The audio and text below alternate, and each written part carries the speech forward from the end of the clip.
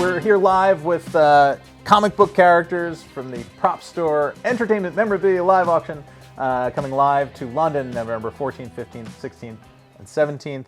I'm here with Mr. Stephen Lane, the founder, creator of Propstore, and I'm here with Batman and the Riddler. Nope.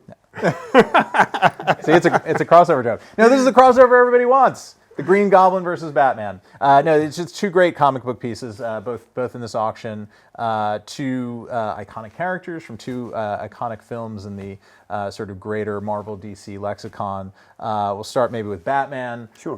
This is a fantastic costume from a film that you actually don't see the costume stuff around a lot because a lot of it didn't survive, right? Yeah, no, very true. Actually, I think this is probably one of the nicest examples we've seen of a Batman Returns costume. Obviously, this is from Tim Burton's 92, so the sequel to the 89 Batman film. I think what's interesting about this is that the design was changed. So it was once again designed by Bob Ringwood, who designed the original suit. But some of the changes that were made was, I think most identifiably, was the chest section here. So we went from that sort of muscle look suit to a much more sort of engineered style approach to it. Yeah, and actually the anatomical look to the more armor look. Yeah, absolutely. And I think somebody actually mentioned to me the other day that it's sort of almost relative to that sort of shuttering cocoon effect that you saw for the Batmobile as well. How so it's maybe changes. sort of incorporating something there as well. And the bat symbol changed. The bat symbol changed. I think that in this particular suit, this is a replica, but the bat symbol is different to the original 89 suit. And then, of course, the sculpt to the bat cowl also changed very marginally as well. So but also in a more kind of, it's less organic and more kind of, it's more of a helmet versus a head covering. Yes. I think in the way, and it's very subtle because it seems like, oh, it's just Batman. But when you see them, when you look at them a lot, it's kind of more sleek and streamlined. It's like an armor, isn't it, really? Yeah. Rather than just, as you say, a disguise. Yeah. It's something that really is evidently to protect him rather than just disguise him, I think, as much as anything else.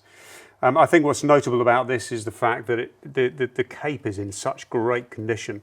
You know, obviously, condition on a suit of this age that's predominantly made of latex, slip latex and foam latex is always going to be something you're going to want to look at.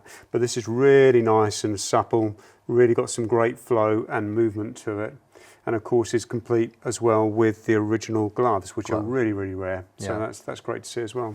Look at this stitching. I'll explain that. Okay. It's very funny. It's great. I mean, it's Batman. It's what else is there to say?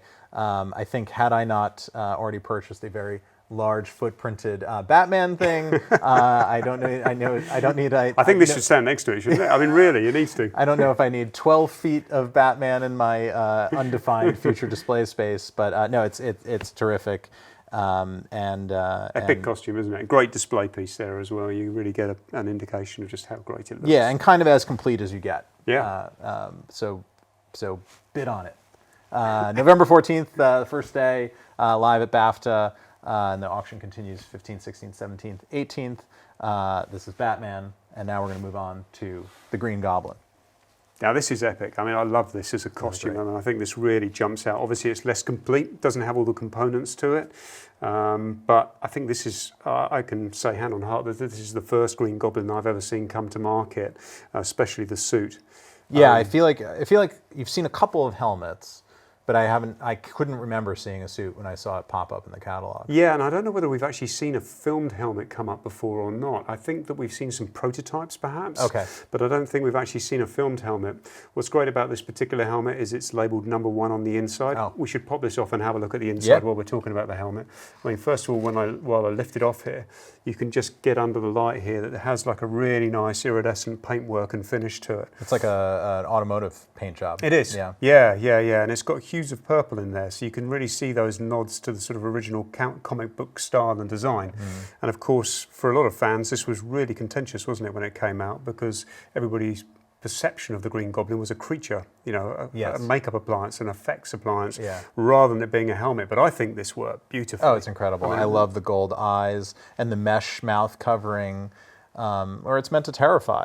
It certainly is.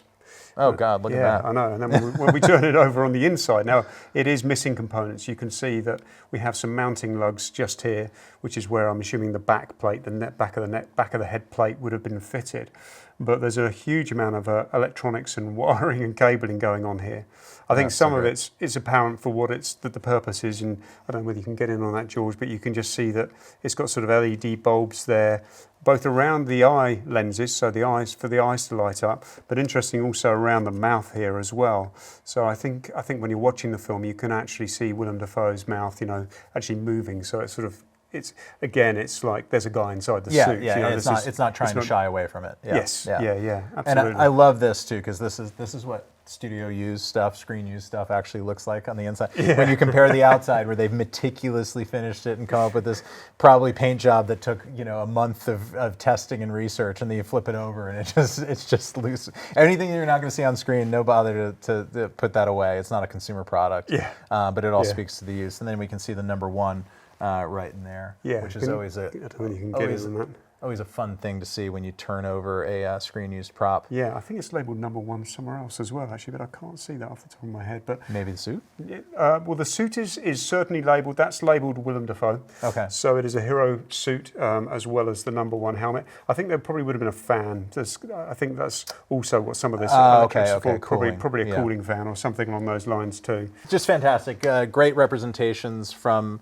we've seen a lot of the recent Marvel stuff recently, but to go back in this case 20 years, in this case 30 years, very Sam exciting. Raimi's first. I mean, it was the first one out the gate, wasn't it? And it was really a really positive evolution of the Spider-Man storytelling. It was so well received, wasn't it? Yeah. And many people credit the 2002 film with that is the rise of the modern superhero film, for better or worse. Yeah. But that was the thing, because I think that was the first $100 million weekend. Was it really? Right. The first time a movie had done $100 million all in one weekend, and I think it changed the game moving forward, and certainly gave rise to Chris Nolan's Batman and then all the other stuff that followed. But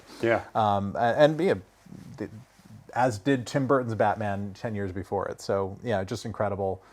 Great pieces. I love full character displays. There's just nothing like walking in a room and seeing them. Yeah. All we got to do is find where the gloves are, the boots are, and the back of the helmet. But that's part of the quest. Part of the fun. That's why I fear these things, because once the completist is awakened in you and you can't stop.